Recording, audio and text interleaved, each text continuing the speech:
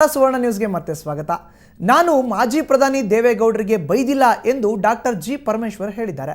ನಾನು ಅಸಂವಿಧಾನಿಕ ಪದವನ್ನು ಬಳಸಿಲ್ಲ, ದೇವೇಗೌಡರು 100 ಕಾಲ ಬದುಕಲಿ ಎಂದು ಪರಮೇಶ್ವರ್ ತಿಳಿಸಿದ್ದಾರೆ. ಮಾಧ್ಯಮಗಳು ನಮ್ಮ ಕಣ್ಣು ತೆರೆಸಿವೆ, ದೇವೇಗೌಡರ ಬಗೆಗಿನ ಹೇಳಿಕೆಗೆ ವಿಷಾದ ವ್ಯಕ್ತಪಡಿಸಿವೆ ಎಂದಿದ್ದಾರೆ. ನಾನು ಸನ್ಮಾನ್ಯ ಹಿರಿಯರಾದ ದೇವೇಗೌಡರವರನ್ನ ಬೈದಿಲ್ಲ, ಯಾವುದೇ ಕಟುವಾದ ಶಬ್ದಗಳನ್ನು ಕೂಡ ನಾನು ಉಪಯೋಗ ಮಾಡಿಲ್ಲ. ನಾನು ಅವರು ಇಲ್ಲಿ ಹಿಂದಿನ ಹೇಳಿಕೆಯನ್ನ ನಾನು ಅದನ್ನ ಪುನರುಚ್ಚಾರ ಮಾಡಿದೆ. ಅವರು ಹಿರಿಯರಿದ್ದಾರೆ, ಹಿರಿಯ ರಾಜಕಾರಣಿಗಳಿದ್ದಾರೆ, ಹಿರಿಯ ಮುಖಂಡರಿದ್ದಾರೆ, ಮಾಜಿ ಪ್ರಧಾನಮಂತ್ರಿಗಳಾಗಿದ್ದಂಥವ್ರು.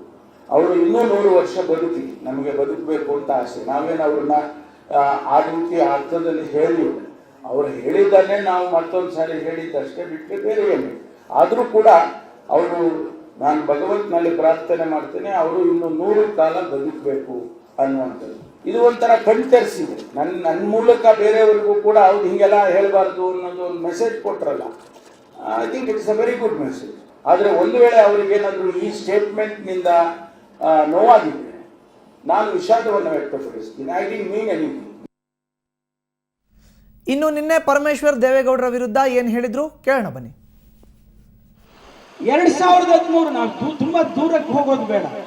2013 9 ತಿಂಗಳಿಂದ ಚುನಾವಣೆ ಸಂದರ್ಭದಲ್ಲಿ ಒಂದು ಮಾತು ಹೇಳಿದ್ರು ಗೌಡ್ರು, ದೊಡ್ಡ ಗೌಡ್ರು ಒಂದು ಮಾತು ಹೇಳಿದ್ರು, ನಾವೇ ಅಧಿಕಾರಕ್ಕೆ ಬರ್ತೇವೆ. ನಾನು ಪೇಪರ್ ಕಟಿಂಗ್ ಕೂಡ ಇಟ್ಟಿದ್ದೀನಿ.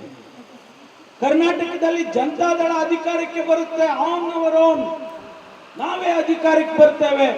ಒಂದು ವೇಳೆ ಬರದೇ ಇದ್ರೆ ವಿಷ ತಗೊಂಡು ಸಾಯ್ತೀನಿ ಅಂತಕ್ಕಂಥ ಸ್ಟೇಟ್ಮೆಂಟ್ ಕೊಟ್ಟಿದ್ವಿ. ನಾನು ಕಾಯ್ದು ನೋಡ್ತಾ ಇದ್ದೀನಿ, ಇವತ್ತು ತಗೊಂತಾರೆ, ನಾಳೆ ತಗೋತಾನೆ ಇಲ್ಲ. ಏನ್ ಮಾಡ್ಬೇಕು ಹೇಳಿ? 2013 ನಾವು ತುಂಬಾ ದೂರಕ್ಕೆ ಹೋಗೋದು ಬೇಡ.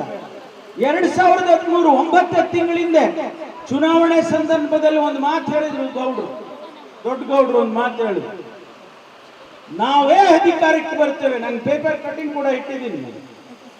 ಕರ್ನಾಟಕದಲ್ಲಿ ಜನತಾದಳ ಅಧಿಕಾರಕ್ಕೆ ಬರುತ್ತೆ, ಆನ್ ಅವರ್ ಓನ್, ನಾವೇ ಅಧಿಕಾರಕ್ಕೆ ಬರ್ತೇವೆ. ಒಂದು ವೇಳೆ ಬರದೇ ಇದ್ರೆ ವಿಷ ತಗೊಂಡು ಸಾಯ್ತೀನಿ ಅಂತಕ್ಕಂಥ ಸ್ಟೇಟ್ಮೆಂಟ್ ಕೊಟ್ಟಿದ್ವಿ. ನಾನು ಕಾಯ್ದು ನೋಡ್ತಾ ಇದ್ದೀನಿ, ಇವತ್ತು ತಗೊಂತಾರೆ, ನಾಳೆ ತಗೋತಾನೆ ಇಲ್ಲ. ಏನ್ ಮಾಡ್ಬೇಕು ಹೇಳಿ?